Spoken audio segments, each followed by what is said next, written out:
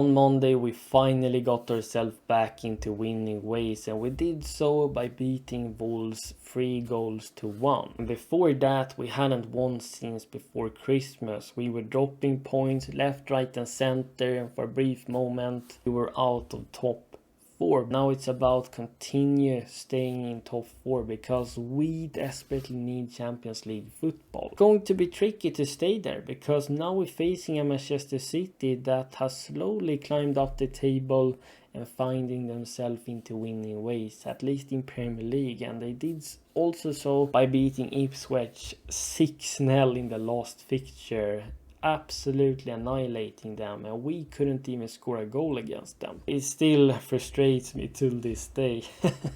In the press conference, Maresca was questioned about Robert Sanchez, if he's worried in terms of him making errors, if it is a problem, but Maresca downplayed it and decided to defend him whilst also throwing a couple of other players in this team under the bus. He mentioned that everyone makes mistakes and Sanchez has only made 4 errors leading to goals. Only 4? That's the most of any goalkeeper in Premier League. If you're looking at the stats here, he has conceded a total of 24 goals, more than Ederson, Becker, Raya and Sells, whilst also making 6 errors leading to 6 shots. Or errors leading to 6 shots. It's probably more errors. Not every one of them has led to shots. He has misplaced tons of passes. He always gives you a heart attack like 1-2 times every single game.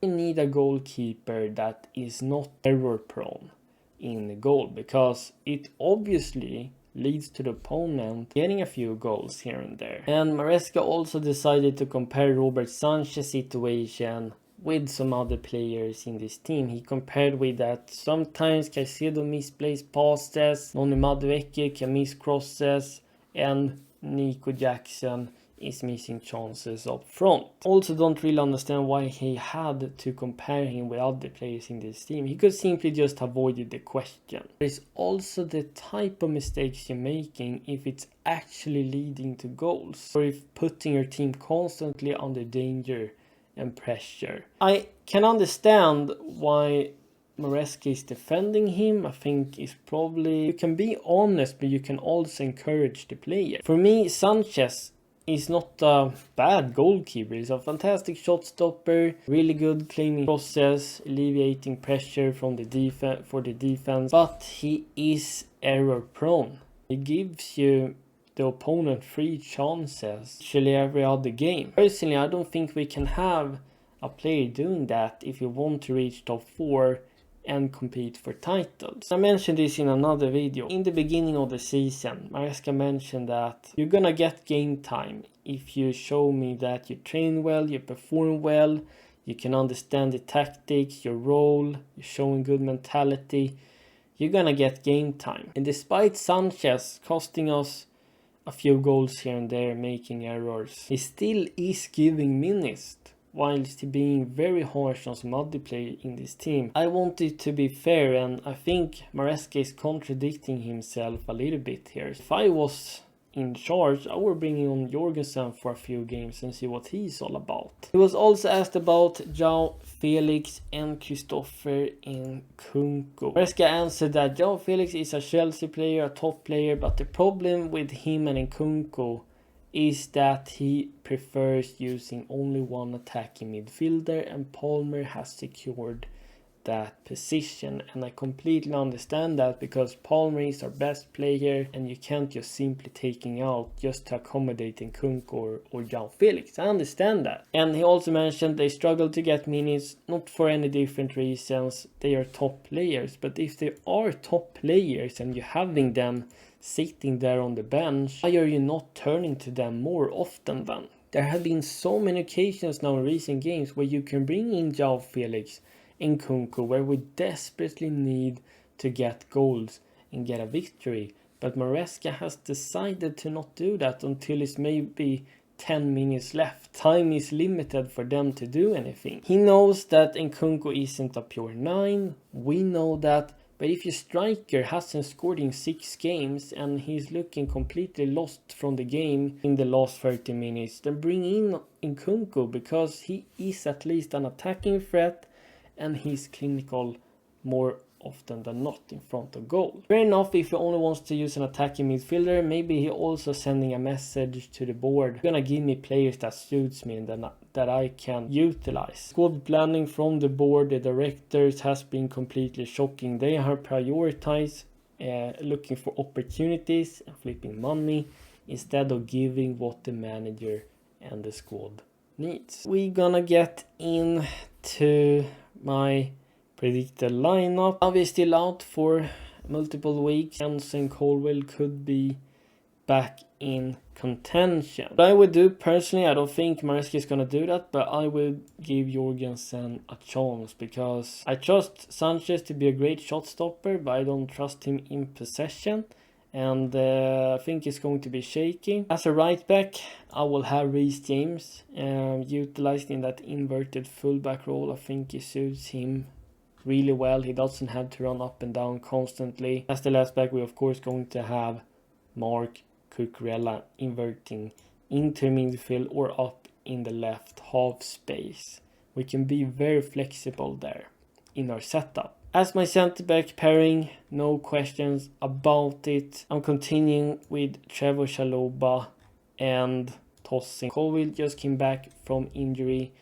But not only that, he has also been a bit shaky defensively. I think we find a great partnership here with Chalobah and Tosin. I would like that to continue when we just won a game and they found some momentum. I just don't want to simply destroy that. Enzo Fernandez comes back into midfield. If he's not ready, Kieran Dewsbury-Hall starts.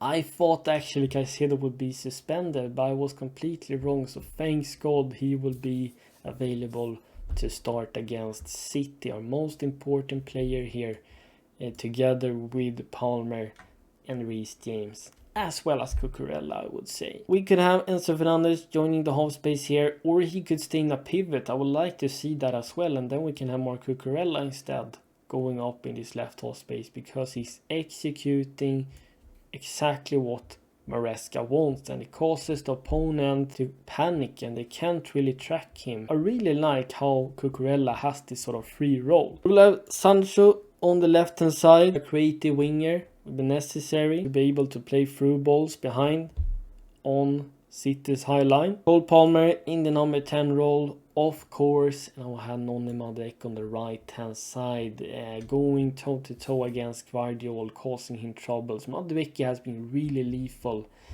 in his 1v1 abilities recently. We're gonna continue with Jackson up front. We don't have any other choice, but as I said, if Jackson is not clinical, having a poor game, being on nkunku, even if it's not a number 9, he adds you goal scoring threat. Or why not? Why not try out João Felix as a false 9? That's just something I would like to see once at least. Jackson up front, he doesn't give you the finishing abilities, but fantastic in the press. We're going to need that intensity and urgency against Manchester City. Jackson also gives you that link-up play, hold-up play, getting past the press and in tight spaces, and it has the pace that we need to exploit Manchester City's high line. I think we can look a little bit of what PSG did against Manchester City in Champions League by completing a comeback. And first of all, they were putting up a greater intensity in the midfield, constantly putting De Bruyne, Kovacic, and I think Gundogan or Bernardo Silva, I don't remember who played alongside them, constantly under pressure because they are aging, they do not have the legs anymore, and they also play now in the weekend. They only managed to rest for 2 days. We should beat City in intensity, and that's going to play in our favor. What PSG also did was really exploiting Manchester City's right back in Nunes. Now if he's going to start, we don't know, but he was very poor in that game, and if he starts, I would like us to constantly attack the left hand side from time to time, really go in that wide areas and go past him. City also likes to play a high line. I think that's gonna suit us because we have fast players that can go behind with blitzing pace in Jackson, Madueke. Manchester City is also missing Ruben Diaz, so they're gonna be weakening the defense. I also noticed that Manchester City's organization in the back end when they're defending their box has been very mid. Utilizing more Cucurella, making that a blind side run into the box, having Enzo Fernandez arriving late, it should cause City's defense massive problems. I think this is going to be a goal-thrilling game. It's gonna be back and forth. I think both teams is gonna struggle defensively, but we're gonna have to be clinical because City has Haaland up front that's scoring when he gets the opportunities, and Foden is in stunning form. I think this game is going to end in a thrilling 3-3 draw, and both teams ending the game with each point. And if you're brand new here, make sure you like this video, subscribe to my page, hit that notification bell so you never miss when the content drops, and CFCexplained is out. Bye.